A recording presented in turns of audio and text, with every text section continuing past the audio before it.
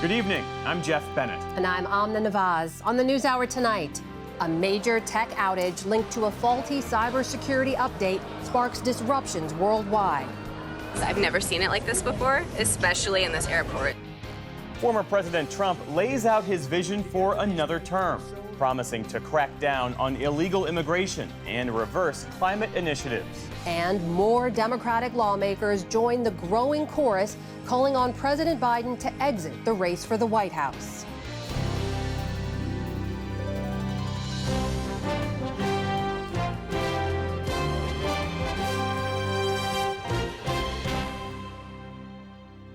Major funding for the PBS NewsHour has been provided by the ongoing support of these individuals and institutions, and friends of the NewsHour, including Jim and Nancy Bildner, and the Robert and Virginia Schiller Foundation, the Judy and Peter Bloom Kovler Foundation, upholding freedom by strengthening democracies at home and abroad. The John S. and James L. Knight Foundation, fostering informed and engaged communities. More at kf.org.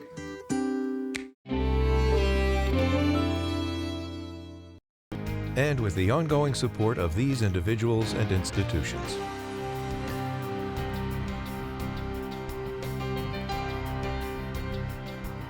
And friends of the NewsHour.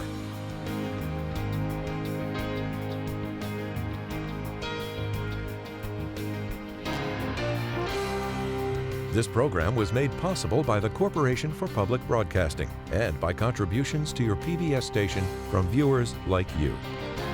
Thank you. Welcome to the NewsHour. The pressure is mounting on President Biden to step aside from his campaign a day after the Republican National Convention wrapped up with a highly anticipated speech from former President Donald Trump. We'll have more on the shifting political landscape in a moment, but we start tonight with a tech outage around the world that halted flights, disrupted emergency services, and created headaches for businesses. The underlying problems behind the glitch were fixed by the afternoon, but the ripple effects have lasted throughout the day and may continue well into tomorrow. And as William Brangham reports, thousands of passengers are still trying to get to their destinations tonight. It was the glitch felt around the world. Today's software failure triggered far-reaching and frustrating outages globally. Air travelers were among the most directly affected, with tens of thousands of flights delayed and thousands more canceled. I've never seen it like this before, especially in this airport. This airport is my favorite because it's usually a get in, get out. The outage was caused by a faulty software update within Microsoft's Windows operating system. Many users first noticed the problem when they saw the notorious so-called blue screen of death. The faulty update was issued by the cybersecurity firm CrowdStrike. CEO George Kurtz offered a mea culpa this morning on the Today Show. We're deeply sorry for the impact that we've caused to customers, to travelers, to anyone affected by this, including our companies. So we know what the issue is. We're resolving and have resolved the issue now. The FAA temporarily grounded major U.S. airlines, including United, American, and Delta. Morovich, please wait on the passenger lounge. We don't check in right now. With flights stalled, check-ins were brought to a standstill. This passenger in Minneapolis was disappointed with his airline's response. What's interesting to watch is the airline have no idea what's happening because it is such an issue that they don't have a grasp on yet, at least here at the Minneapolis airport. Across the world in Australia, travelers had to fend for themselves. Our flight's been cancelled, so now we're trying to find accommodation in Sydney, which is not easy. Our daughters are trying to do that online, and then we'll have to try and get a flight home somehow, somewhere, sometime, don't know. It wasn't just air travel that was affected. Hospitals and healthcare systems overseas were also locked up, forcing the cancellation of appointments and the closing of clinics. Massachusetts General Hospital had to limit operations, announcing, quote, "Due to the severity of this issue, all previously scheduled non-urgent surgeries, procedures, and medical visits are canceled today." The outage also impacted 911 call systems in many places and emergency services in Oregon, Alaska, and Arizona. Global news outlets like Sky News were unable to broadcast their regular programs. And a major global IT outage is impacting many of the world's largest companies, including us here at Sky News. In Paris, Olympic officials say some of their systems were also down. In many places, courts were also closed or delayed. We're boarding zone 1 for Detroit. While the underlying software problem has been fixed, security experts say residual problems could continue for several days. So to help us understand more about what went wrong and the broader risks to our system, we turn again to Bruce Schneier. He's an expert in computer security and technology, a lecturer at the Harvard Kennedy School, and writes the wonderful blog Schneier on Security. Bruce Schneier, thanks so much for being here again. Help us understand the basics here. What is it that went wrong? Basically, there are hundreds of companies that do small things that are critical to the internet functioning. And today, one of them failed. It's a company you've probably never heard of and wouldn't hear of if it didn't fail. It's one of many. I mean, the details are geeky, but basically, one of the critical things that holds the internet up fell down. Okay, but that simple little glitch today grounded planes, stopped surgeries from happening, had 911 systems go down. I mean, if that can be happening because of an accident, I mean, what would happen if there was a motivated bad actor getting into these systems? We see that. Remember Change Healthcare, when no one got prescriptions because of ransomware? Remember Colonial Pipeline, where oil stopped flowing in the East Coast because of ransomware? We see this again and again. Sometimes it's malice, sometimes it's accident, but there are so many critical things that make this network function. And if any one of them fails, the network fails. So is it just that we are too over-reliant on a concentrated number of companies? Yeah, it's concentrated, and the fact that there's no resilience, that it's a very fragile system. And a lot of that is the economics, right? Redundancies are viewed as inefficient, so they're pulled out of the system because of profits. But that ends up with a very fragile system. It all works great when it works. When it fails catastrophically, which is what we saw today. So is that the incentive here? Is that to change, to make a meaningful incentive to sort of build in that redundancy? Is it economics principally? It's economics. We have the technology here. I could describe ways that CrowdStrike could have rolled out this change incrementally and caught this before it was a disaster. We could talk about maybe there being a dozen companies do the same thing so that the disaster is contained. But really, it is fundamentally economics. The business incentive is to grow and become critical and then run as lean as absolutely possible. So what do you think the downstream consequences for CrowdStrike and or Microsoft will be, or will there be none? There will be none. What were the downstream consequences for Colonial Pipeline or Change Healthcare or the dozens of other incidents like this in the past few years? We move on, right? Politics is all consuming. This is a blip. Tomorrow, I don't even think it's going to be news. On a practical basis, for an individual who late last night or today might have done some online transaction, paid a bill, transferred money, do they need to worry? Could this have impacted them in some way? I mean, it could have if they were flying today, if they wanted to, needed 911 services, hospitals, a lot of things collapsed. But really, as an individual, there's nothing you can do. You're not in charge of these networks. You don't get to say what products and services are used or not. We are all at the mercy of these very large consolidated systems. And when they fail, our life is impacted. The only way to make this change is at the political level, right? Agitate for some meaningful rules here that will keep companies from being this lean. But you know the difficulties of that kind of a thing. One, that's not a constituency that's naturally out there, that's organically fighting for this kind of a thing. Absent that, are there political leaders that could be doing this, that could be pressing this in a regulatory way? I mean, there can. I don't think there will be. We have a lot of trouble, especially in the United States, regulating anything. And this is certainly not the worst disaster. This is just one of many. This is today's disaster. So yes, there could be change. I wouldn't expect it.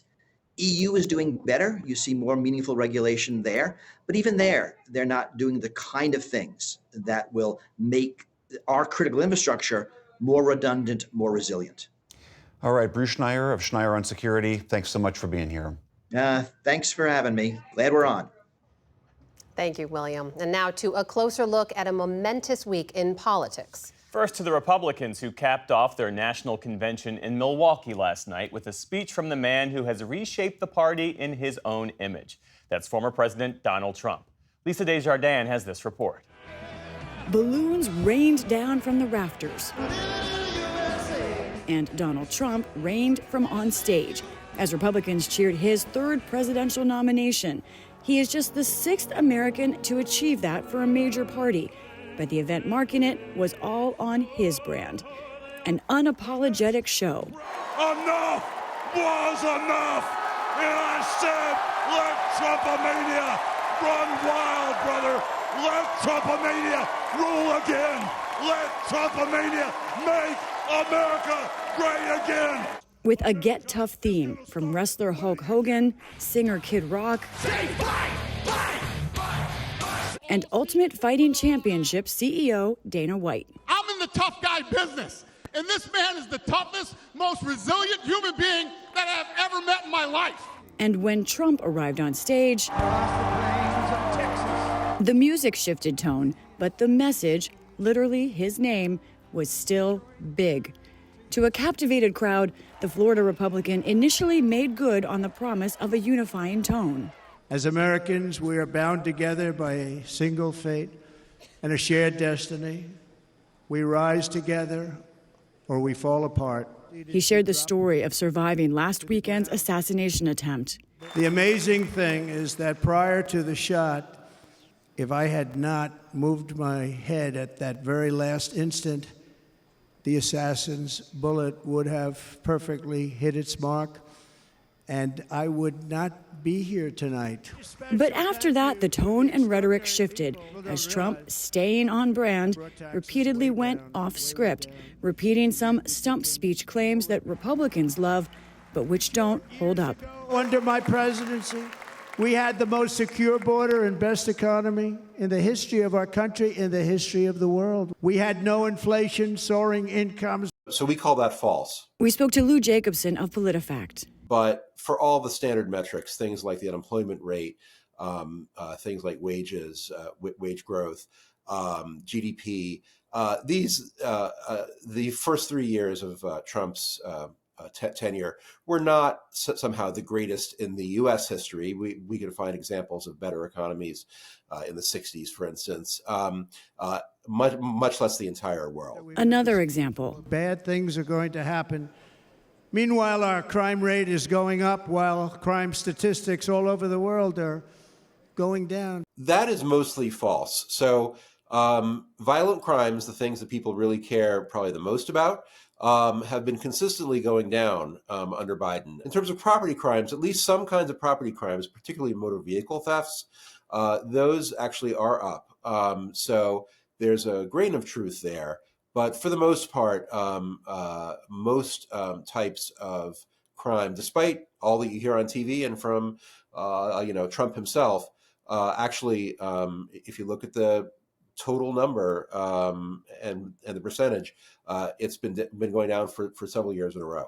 As for Trump's own criminal history, 34 felony convictions for falsifying business records, that wasn't mentioned directly, though he did rail against the justice system, implying his convictions by a New York jury were political. The Democrat Party should immediately stop weaponizing the justice system and labeling their political opponent as an enemy of democracy.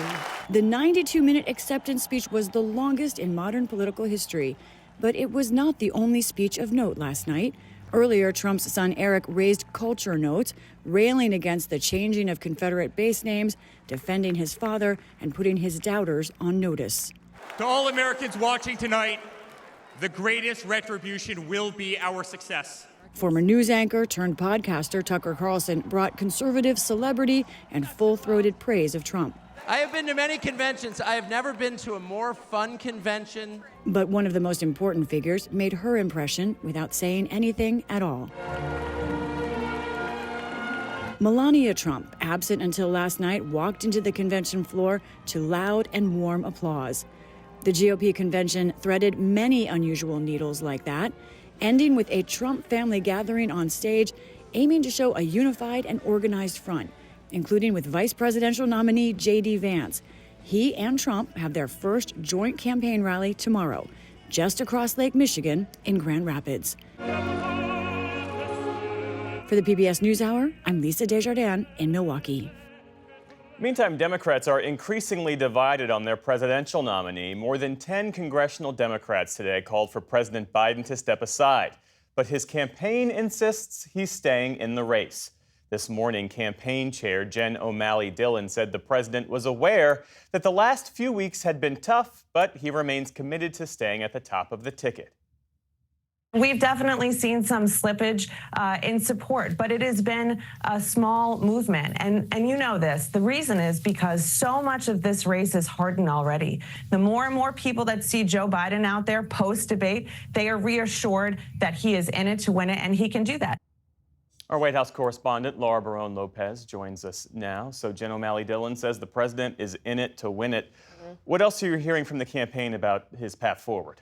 Well, my Biden world sources are telling me that Trump's speech last night at the Republican National Convention emboldened them. They feel like they got a boost from that, that their morale saw a boost. And they saw in that speech someone who they say is very beatable. The rhetoric that he used, the mass deportations he talked about, the extremism when talking about immigration, they think that they can beat him. And President Biden, while recovering at Rehoboth, issued a statement in response to that speech today saying, quote, "I look forward to getting back on the campaign trail next week to continue exposing the threat of Donald Trump's Project 2025 agenda while making the case for my own record and the vision that I have for America." The campaign also held an all-staff call today where Jen O'Malley Dillon, the campaign chair, tried to boost morale on that as well, saying that, yes, it's been hard, but they are sticking in this and they're not going to be getting out of the race. Laura, why has this effort to push President Biden out of the race, why has this picked up steam? Because this really subsided after the assassination attempt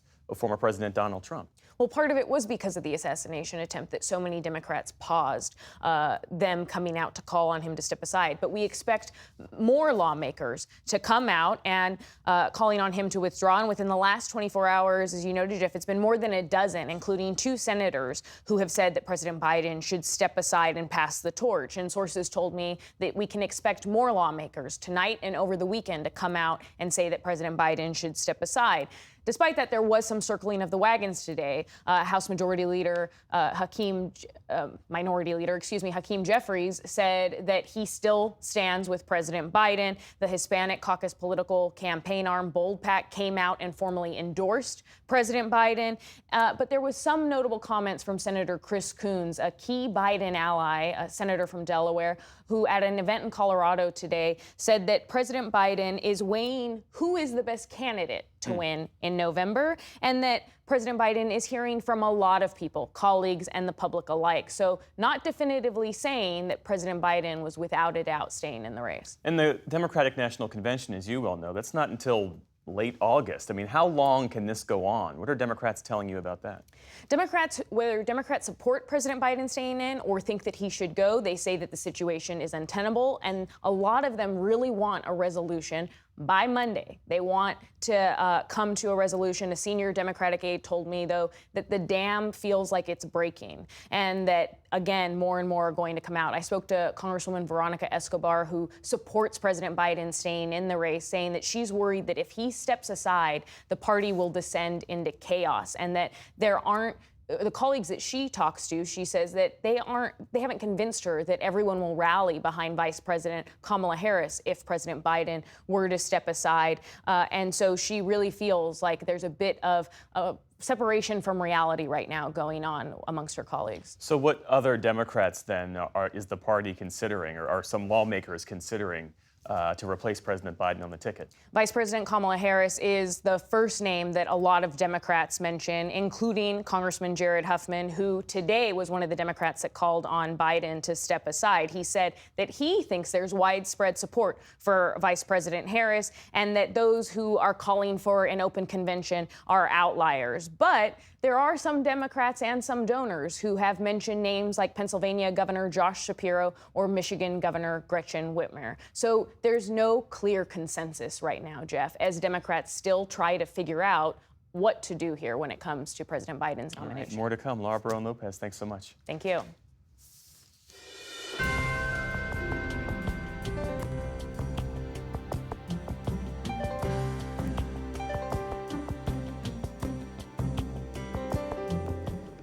In the day's other headlines, the UN's top court says that Israel's rule over the Palestinian occupied territories is, quote, unlawful. In a sweeping condemnation, the International Court of Justice in The Hague said Israel's policies impede Palestinians' right to self-determination and violate international law. The 15-judge panel pointed to the building and expanding of Israeli settlements in the West Bank and East Jerusalem, areas that Israel captured in the 1967 war, and called on them to be withdrawn. L'utilisation abusive. The sustained abuse by Israel of its position as an occupying power violates fundamental principles of international law. Israel has an obligation to bring an end to its presence in the occupied Palestinian territory as rapidly as possible. Israeli Prime Minister Benjamin Netanyahu reacted swiftly online, writing, quote, "The Jewish people are not occupiers in their own land. No absurd opinion in The Hague can deny this historical truth." Meanwhile, in Israel, an Iranian-made drone rumbled downtown Tel Aviv early this morning, killing one man and injuring at least 10 others. Houthi rebels in Yemen claimed responsibility for the attack, making it the group's first lethal strike into Israel. Footage circulated overnight of the explosion. By dawn, police swarmed the scene to survey the damage. The Israeli military said they're investigating how the drone bypassed the country's air defense system. We are in a multi-front war. We work on all fronts and defend the country every day. Some of these fronts are close and others are far away. In this event, we are talking about an error. There was a detection. We are investigating all the chains, but it is known there was no interception. All this as Israeli bombs continue to fall in Gaza. Families mourned today after 12 people were killed in airstrikes on 2 refugee camps in central Gaza. The government of Bangladesh has announced a nationwide curfew as deadly student protests escalate. Earlier today, security forces used live rounds and tear gas to disperse the crowds. Security on the streets of Dhaka remains tight amid ongoing skirmishes between police and demonstrators. A day earlier, local media said that 22 students were killed. Protesters are calling for changes to a system that reserves 30% of top government posts for relatives of the country's war for independence. They insist the jobs be based on merit. Ukrainian President Volodymyr Zelensky urged Britain's new government to let his forces strike deeper into Russian territory. The UK, United States, and others have placed restrictions on Ukraine's use of Western weapons in Russia. Zelensky met with Prime Minister Keir Starmer at 10 Downing Street today and delivered a rare address to a UK cabinet meeting. He was the first foreign leader to do so since Bill Clinton in 1997. Zelensky said he was grateful for Britain's leadership, but that more needs to be done. Right now, we are missing the main answer to this question, and that is our long-range capability. By defending Ukraine against the Russian advance on Kharkiv in May, June, we have proven that we can stop any Russian attempt to expand the war. In the meantime, Secretary of State Antony Blinken said that Ukraine is on its way to being able to, quote, stand on its own feet militarily. Those comments come amid concerns that a Donald Trump victory in November's presidential election could impact America's commitment to Ukraine's war effort. Hundreds of mourners said their final goodbyes to Corey Comparator today, the firefighter who was killed during the attempted assassination of former President Trump last weekend. A fire engine carrying Comparator's flag-draped casket led a procession to the Pennsylvania church where he was a longtime congregant. Officials say Comparator lost his life while shielding his wife and daughter from the gunfire. The 50-year-old worked as a project and tooling engineer. Last Saturday was the first time he attended a Trump event. Alan Weisselberg was released from Rikers Island today. The retired chief financial officer for the Trump Organization served 100 days of a 5-month sentence for perjury. He was released early due to good behavior. Weisselberg was convicted during the 2023 civil fraud trial against the former president's real estate company. His release comes after Peter Navarro made an appearance at the Republican National Convention just hours after walking out of prison himself. The former Trump White House advisor served a 4-month sentence for contempt of Congress. And on Wall Street today, stocks ended lower after that global tech glitch added even more uncertainty to the markets. The Dow Jones Industrial Average lost nearly 400 points, but still above the 40,000 point level. The Nasdaq gave back more than 140 points, closing out a rough week for tech stocks. And the S&P 500 also ended in negative territory. Still to come on the NewsHour, Wall Street Journal reporter Evan Gershkovich is sentenced to prison in Russia. David Brooks and Jonathan Capehart weigh in on the tumultuous week in politics and how tornado chasers and scientists are working together to better predict the storms. This is the PBS NewsHour from WETA Studios in Washington and in the West from the Walter Cronkite School of Journalism at Arizona State University. After a rushed, secretive trial, a Russian court today convicted American journalist Evan Gershkovich in a case that the U.S. dismisses as a sham. The 32-year-old Wall Street Journal reporter was sentenced to 16 years in a high-security penal colony. He's the first American journalist to be arrested by Russia on espionage charges since the Cold War. To discuss the efforts to free Evan and bring him home, we're joined now by Almar Latour. He's the publisher of the Wall Street Journal and CEO of Dow Jones. Almar, welcome back, and thanks for joining us. Thank you, Amna. Great to be there. Let's just start with your reaction to the conviction and the sentence today. Were you expecting a 16-year sentence? Well, there's two reactions, really. We're appalled at the 16-year sentence. It's an insult. It's an assault on free press, on Evan. It's terribly distressing. And it's wrong because all of this is based on false charges, a sham trial, and lies, really, manufactured lies. On the other hand, if you look at the history of autocratic regimes, and particularly the one in Russia, we know that there's a very high chance for trials like these to end in a conviction and a pretty heavy sentencing. And so we were expecting that to some degree, but still, when it hits hard. Of course, we saw Evan today in the courtroom. He was held in that glass cage where defendants are held. His head has been shaved during his 16 months in detention. How did he look to you? How did he seem? The shaved head is somewhat recent, and it happened when he was moved to a new prison facility. He looks a little skinnier than I believe we observed before. You can see that he is resilient, but the Russian regime has really applied all the symbolism of making him look like someone who committed a crime, and so that's distressing to see him effectively dressed up like that. It's just absolutely wrong. The visual cues are not what we want to see.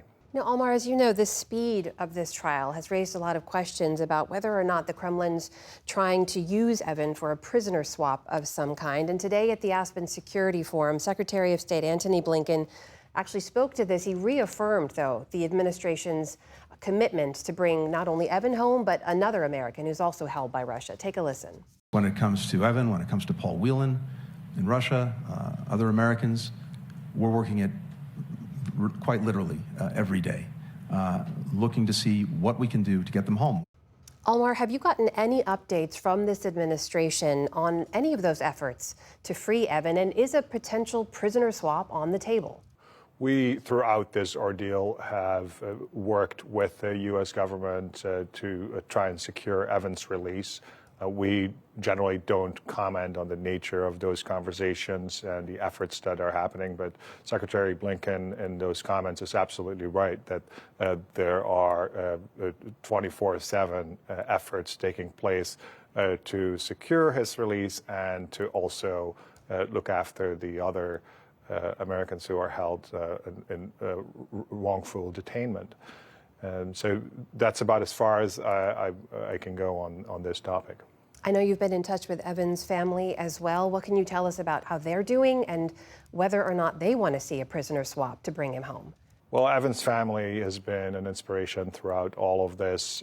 They are so strong in face of something that is obviously so emotional and so hurtful to them to see their son in captivity and being held in the way that he is and accused of things that he didn't do and smeared again and again by the Russian propaganda machine. And so in face of all that, they, in my view, are heroic. They're holding their head above water. And of course, they want to see their son released as soon as possible and with whatever it takes. But they should speak for themselves. We all, as his colleagues, want to see him released as soon as possible. Before I let you go, I should ask, the Wall Street Journal no longer has anyone reporting on the ground in Russia. Many other media organizations don't either. What's the impact of that right now? Well, we are looking at what happens in hotspots from different angles. So just because we're not on the ground doesn't mean that we aren't reporting on something. And we actually do have a reporter on the ground in Russia, but it's Evan, and he is in prison. But as to further on-the-ground coverage, the environment right now is inhospitable and does not allow for safe reporting in our view. That is Almar Latour, the publisher of the Wall Street Journal, CEO of Dow Jones. Almar, thank you for being with us. We're thinking about Evan and hope that he's home soon. Thanks again. Thank you, Amna.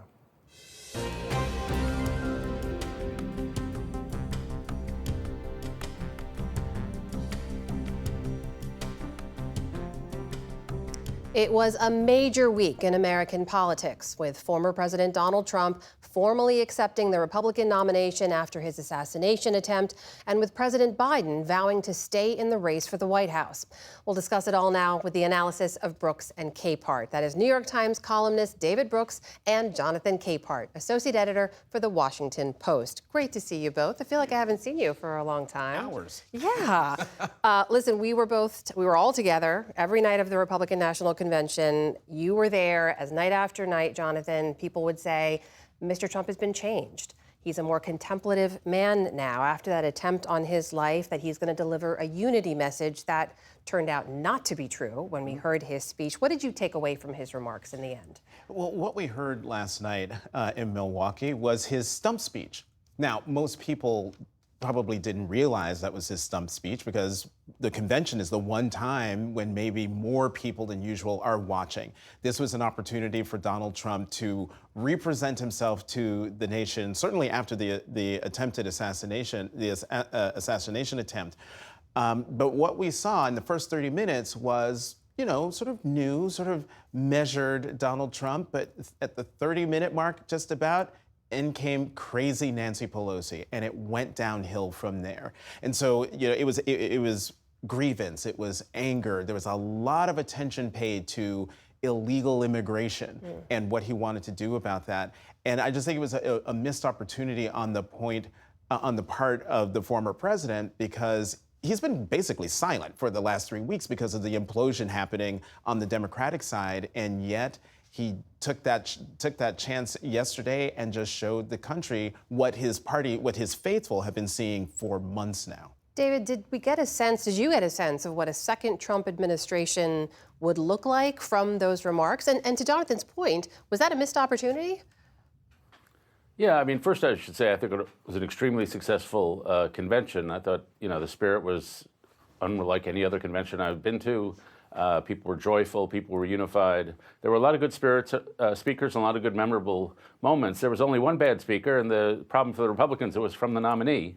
And so I agree with Jonathan that it started out well, and then it just deteriorated. And what it said to me, the guy had only one job. There were remarks on a teleprompter. All he had to do was read the remarks, and he would be cruising today.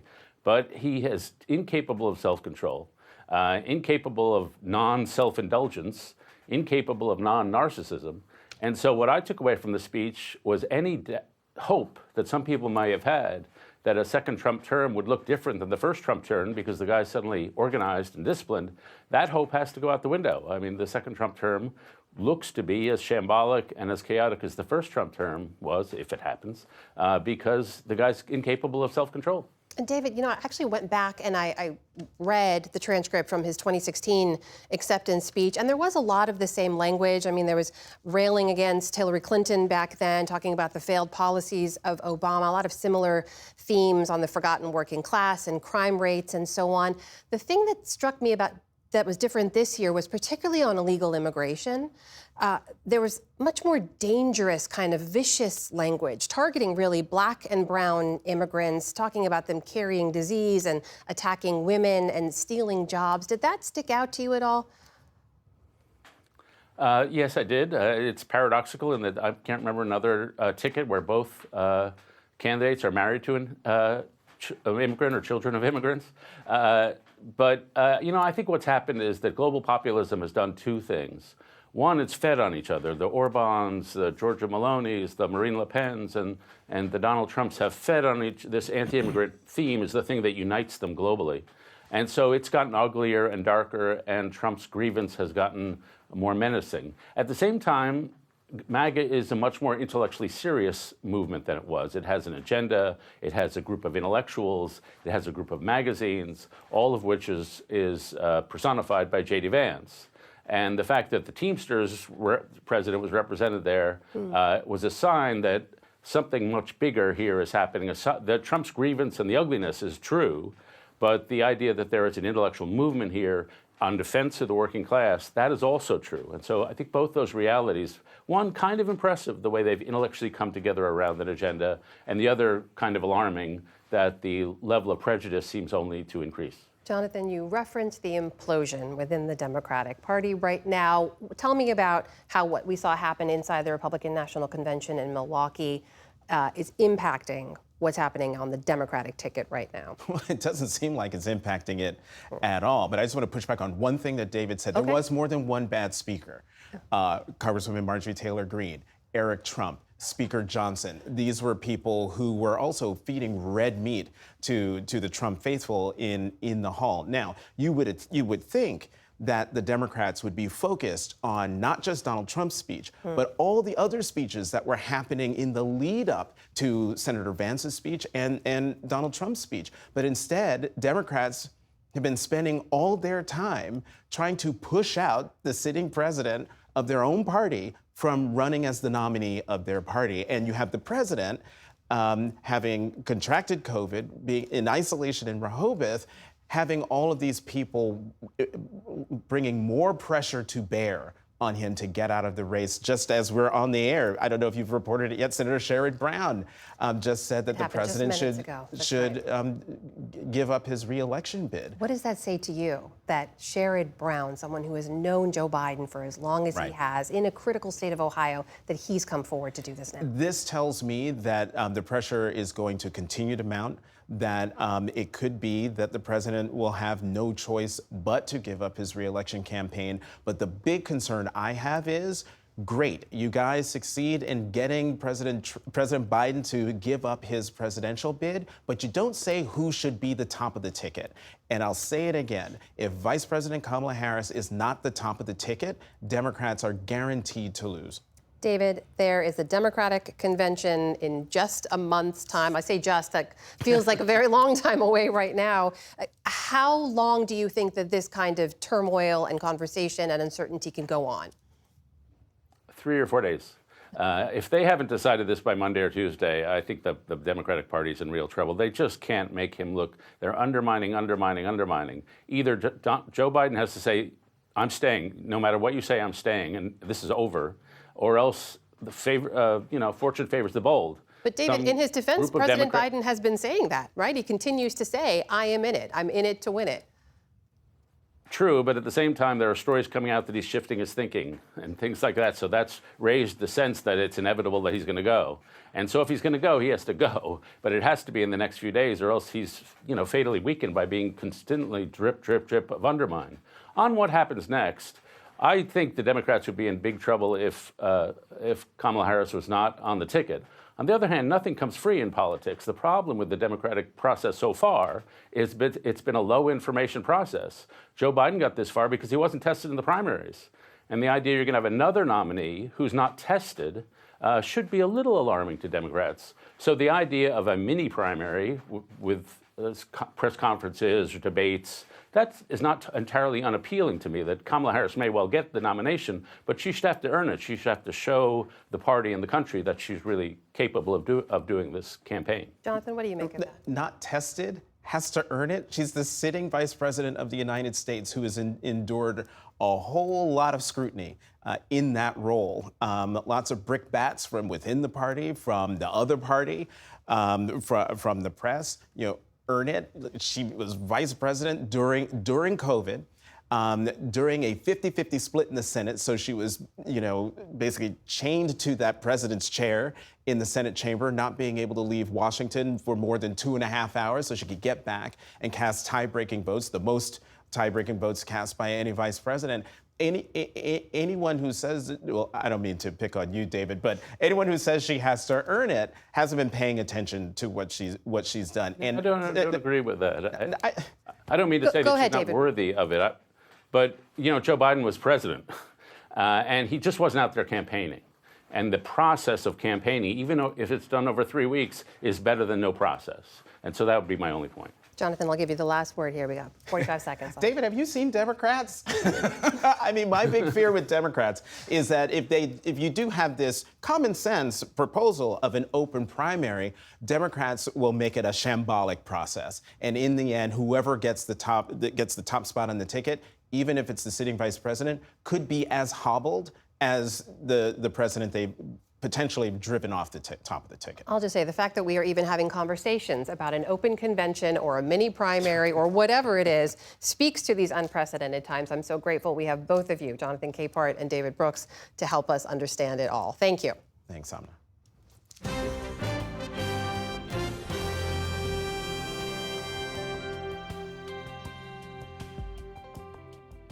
Millions of moviegoers are expected to go see Twisters this weekend. It's a sequel to the 1996 blockbuster.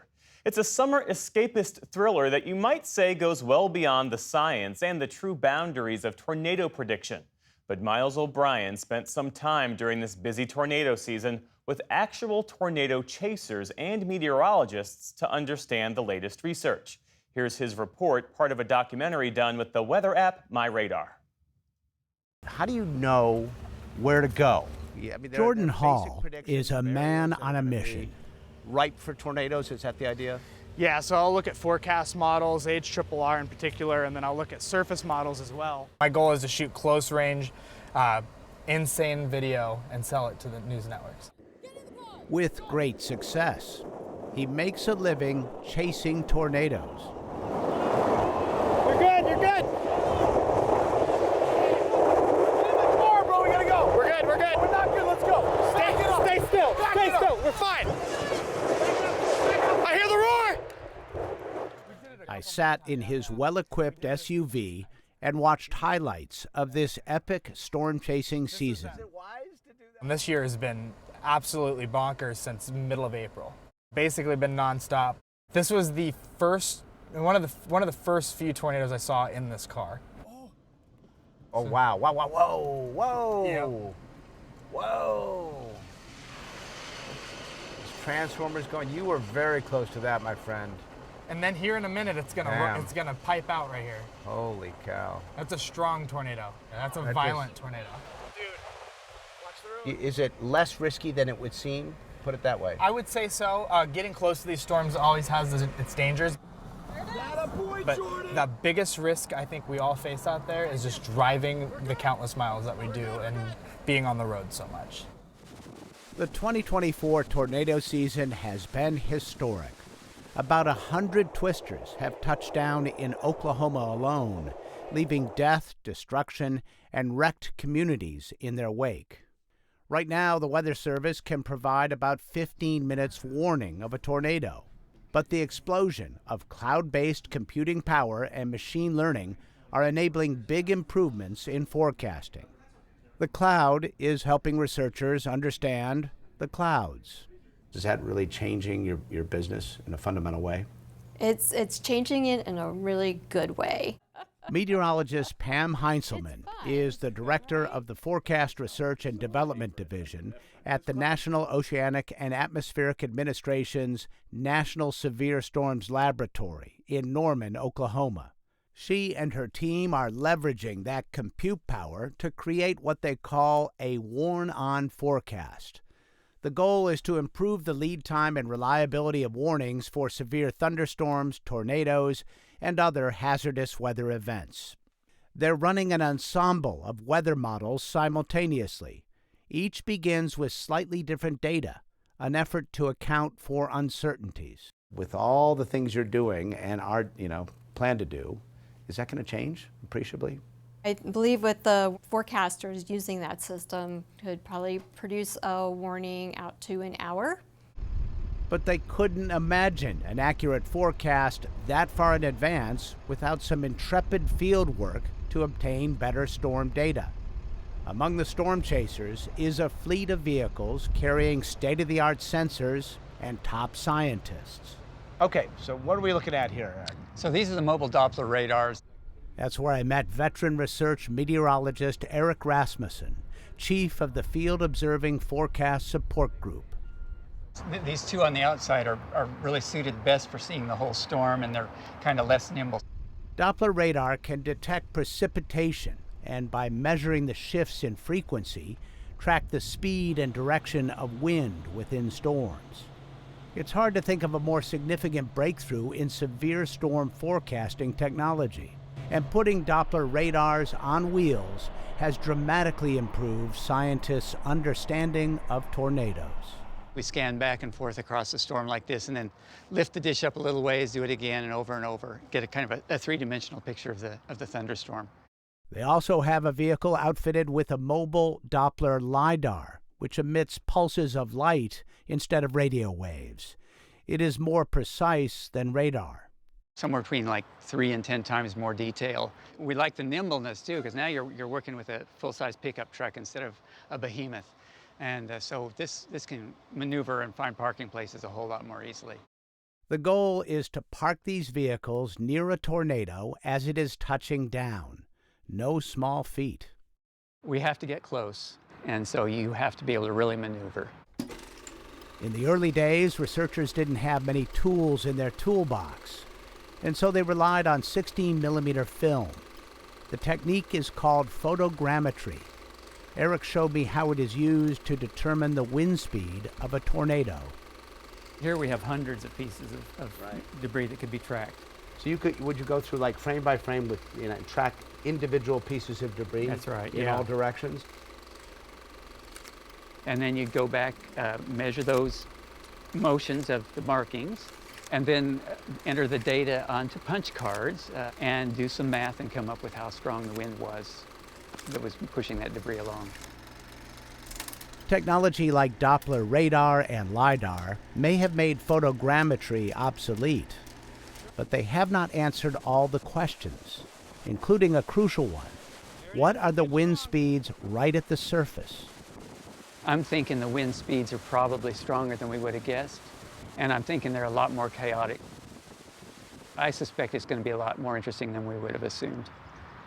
To solve that mystery, he and his team will have to devise new sensors and techniques. He's thinking Doppler drones might be the future. For the PBS NewsHour, I'm Miles O'Brien in Norman, Oklahoma.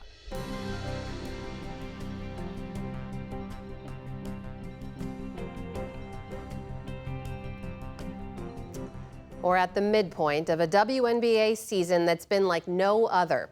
Record-setting numbers on the court, in the stands, and on television. And now, as John Yang reports, a big new television deal that may signal a new era for the league. The WNBA has been around since 1996, but it seems that a lot of people may be paying attention to it for the first time. Attendance is the highest it's been since the 1990s, and viewership is up 183% from last season. League plays on pause right now for this weekend's All-Star game in Phoenix and for Olympic competition starting later this month in France. Sabrina Merchant is a women's basketball writer for The Athletic. She is in Phoenix for the All-Star game. Sabrina, what accounts for this surge in popularity? I think there's a variety of factors, but you really have to drill it down to this year's rookie class, specifically Caitlin Clark and Angel Reese, and the dramatic fan followings they brought in from college basketball. They had two of the most highly viewed college games of all time in the 2023 national championship game between Iowa and LSU, and then once again in the Elite Eight in 2024. And the rivalry between those two and the momentum that it created for college basketball has just taken its step into the WNBA. So I think the seeds for growth in the WNBA have obviously been planted ahead of time, but I would say that Clark and Reese have been the accelerant that's created this dramatic rise this year. And Clark and Reese have been compared to two other players who shared a rookie year, Larry Bird and Magic Johnson. Is that an apt comparison? I think so. I think we're definitely seeing the WNBA at an inflection point similar to where the NBA was in the 1980s. You know, you think about the NBA prior to Magic and Bird, and the finals were still being aired on tape delay. And the WNBA obviously hasn't been that in recent seasons, but, you know, we are talking about a league that had finals games where fewer than 1 million people were watching. And now every time that there's a game on national television, upwards of 7 figures are watching. So there definitely has been a similar boom compared to Magic and Larry back in the 1980s. I also think that you check a couple boxes in terms of the college rivalry that Caitlin and Angel had, and also the cross-racial comparisons with Caitlin and Angel similar to Magic and Bird. So there are a lot of similar elements. And if the WNBA experiences anything close to that, cresting in popularity like the NBA did, it'll be well worth it. You mentioned television. The Athletic is reporting that the new television deal is going to bring the WNBA in the first year about $200 million, which is about 4 times what they're getting now for television. What does that mean for the league, for the individual teams, and for the players' salaries? Yeah, I mean, it's $200 million with the existing rights partners, and the WNBA already has deals with CBS and ION that they could add on to that deal that is currently with NBC, ESPN, and Amazon. So it's possible that even in year one of this new deal, it could be close to 6x of what it currently is. So just suffice to say, that's a lot of more money that's coming into the WNBA. And I think that's going to significantly impact the collective bargaining agreement, the negotiations that are set to take place for this new CBA. The WNBA Players Association can opt out of this current CBA at the end of this season and write a new one for the start of the 2026 season. And this will be the first time where either the owners or the players are really operating from a position of strength. And now you can point to all of this revenue that's coming into the league and really make dramatic improvements to player experience. You know, we're talking about improvements to their travel amenities, the hotel rooms that they receive on the road, maternity and parental planning benefits that could be added into the CBA. Obviously, individual player salaries are a big portion of it. You know, you think about the maximum player salary in the WNBA right now is about $250,000, and the lowest player salary in the NBA is about $500,000. So to get just a 7-figure contract in the WNBA might be something that we see on the horizon with this influx of TV money. For the WNBA players to get a more equitable revenue split, now that we have this $2.2 billion coming in over the course of 11 years, it actually gives the players a leg to stand on in terms of, you know, getting more of that revenue for their salaries. What's it going to take to keep this growth going on this same, or can it grow on this same trajectory? Or is it just so steep right now it's going to level off eventually? And what's it going to take to keep building on this popularity? I think it's the kind of thing where it's like a positive feedback loop where people start watching the league. They obviously have the entry points of Caitlin Clark and Angel Reese, but, you know, you tune in for those two and you become familiar with Brianna Stewart or Asia Wilson or any of the other great stars that exist in WNBA this year. And that'll just perpetuate itself. I think this is obviously the steepest we're going to see it, but I don't think that we're necessarily going to see a level off. You know, the more that the WNBA gets on TV in nationally televised windows and primetime opportunities, that's going to bring in more and more fans. Right now, like it's kind of a distressed asset in terms of where you see the WNBA on TV. It's like really hard to find games, and assuming this new TV rights deal puts them on prime position in ESPN and NBC and ideally more nationally available networks that aren't just like hidden on cable or streamers, I think that'll continue the growth. The quality of play increasing, I think, is going to help with the growth, and everything that we're seeing in college basketball. All of that interest and popularity in college basketball is just going to continue to make its way into the WNBA. Sabrina Merchant of The Athletic, thank you very much. Thank you. And our thanks to you, John. Remember, there is much more online, and that includes our weekly digital show. This week, it's looking at some of the major moments you might have missed from the Republican National Convention.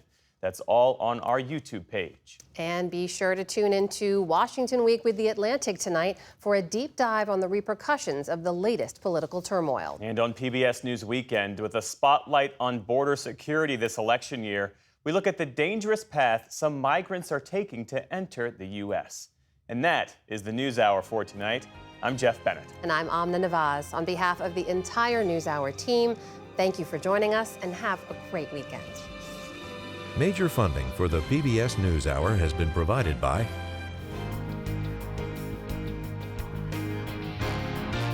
and with the ongoing support of these individuals and institutions, and friends of the NewsHour, including Kathy and Paul Anderson, and Camilla and George Smith. The Walton Family Foundation, working for solutions to protect water during climate change so people and nature can thrive together. The William and Flora Hewlett Foundation, for more than 50 years advancing ideas and supporting institutions to promote a better world at hewlett.org. And with the ongoing support of these individuals and institutions.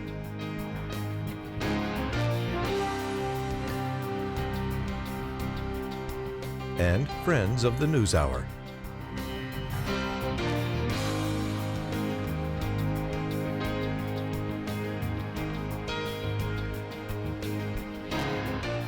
This program was made possible by the Corporation for Public Broadcasting and by contributions to your PBS station from viewers like you.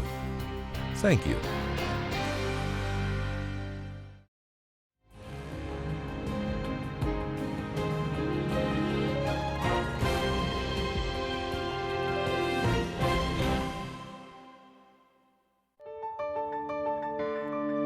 You're watching PBS.